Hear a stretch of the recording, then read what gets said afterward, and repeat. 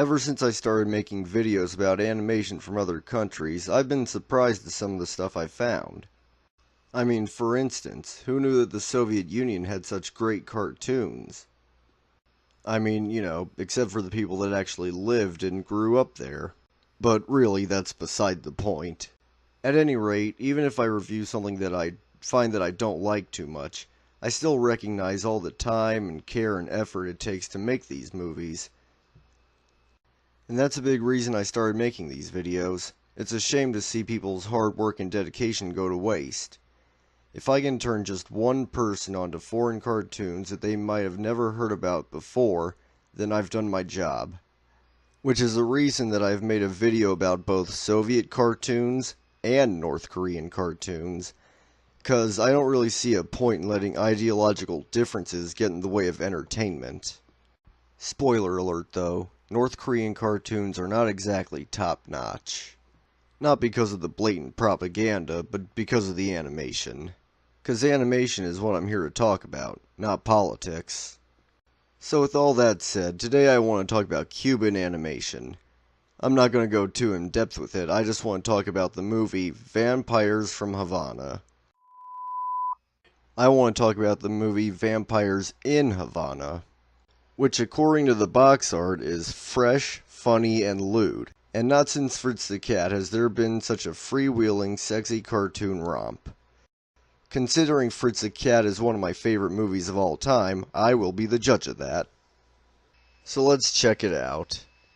Bear in mind I don't speak Spanish, so I'm gonna have to rely heavily on context clues and Wikipedia. And perhaps another source or two. So anyway, enough of my bullshit, let's check this movie out. Okay, so the movie wasn't very funny. And it was only mildly lewd. But it was fresh though, considering that I've never seen this before. I haven't seen it. It's new to me. So yeah, it seems like they put those quotes on the cover just to sell more copies. As with $9.99, I found this movie to be pretty underwhelming. With a title like Vampires in Havana, that's exactly what I expect.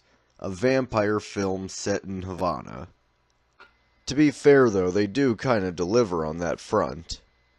But this is more like a movie about the mob that just happens to have vampires in it. So, there's this chemist who's been working on a formula to allow vampires to work in the daytime. And needless to say, it doesn't work out very well.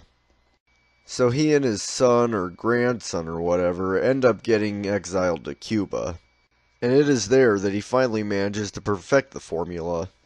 This attracts the attention of not only the Chicago mob, but also the European mob, which is based out of Dusseldorf, Germany for some reason.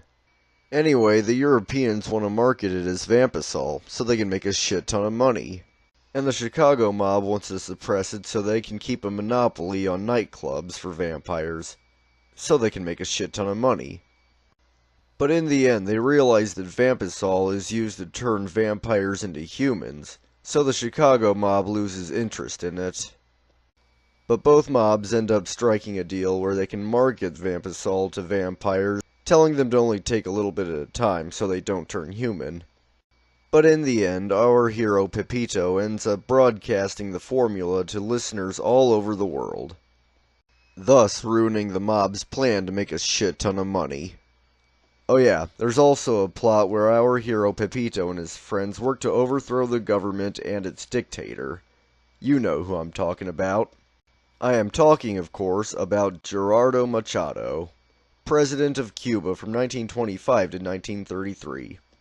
But since this movie is more about the mob and vampires, and since I don't know enough about Cuban history, I figured I'd just kinda skim over that. It's not the biggest plot point in the movie anyway. So in conclusion, I do think this film was a bit underwhelming. I mean, what's the point of having a vampire movie when your main focus is gonna be the mob? I don't know, at least they tried something different, I guess. At least it wasn't being pretentious, unlike a certain other film. In any case, as with all my videos, I always encourage you to go watch it for yourself. Don't just take my word for it, Because maybe you'll love it, maybe you'll hate it, but at least you saw it. And I'm all for people expanding their horizons. Anyway, that's all for now. I hope you liked the video, and if you did, be sure to like and subscribe, and I'll see you next time. Bye.